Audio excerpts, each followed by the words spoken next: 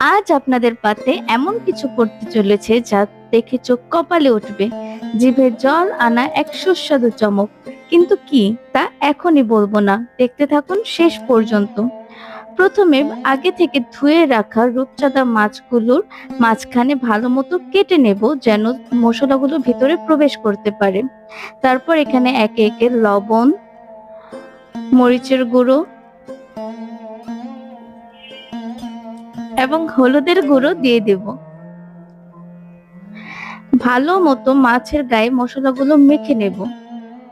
আর ওই মাঝখানে কাটার কারণে মশলাগুলো মাছের ভেতরে খুব সুন্দরভাবে প্রবেশ করবে।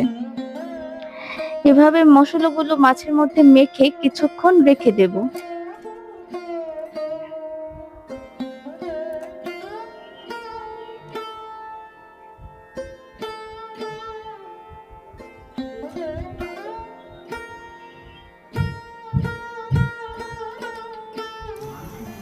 এরপর একটি কড়াইতে তেল দিয়ে নেব।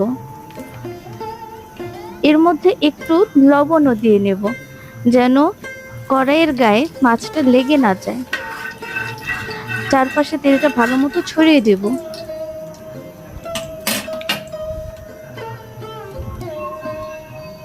এখন গরম তেলে মাছগুলো দিয়ে দেব।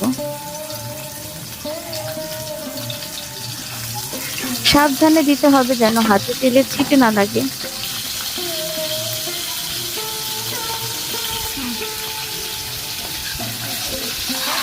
এখন এক পাশ ভাজা হয়ে গেলে উল্টে দেব। অপর পাশটাও খুব সুন্দরভাবে ভেজে নিতে হবে।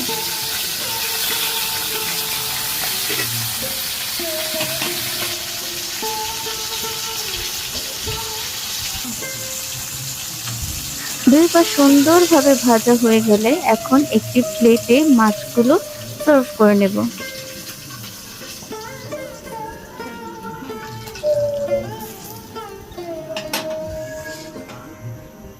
একইভাবে বাকি মাছগুলো গরম তেলের মধ্যে দিয়ে দেব।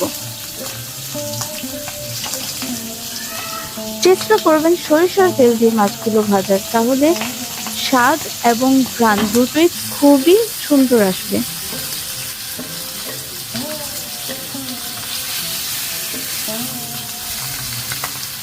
দুই পাশ খুব সুন্দরভাবে ভালোভাবে ভেজে নিতে হবে।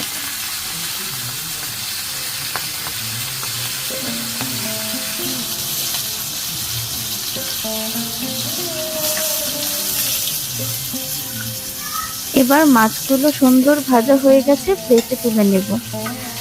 আশা করি আজকের এই সুস্বাদু রূপচাঁদা মাছ ভাজা আপনাদের ভালো লেগেছে। বাড়িতে অবশ্যই ট্রাই করবেন এবং আপনার প্রিয়জনদের সাথে শেয়ার করতে ভুলবেন না। আজকের মতো এখানেই বিদায়, দেখা হবে নতুন কোনো ভিডিওতে। এই পর্যন্ত আমাদের সাথেই থাকুন। ধন্যবাদ।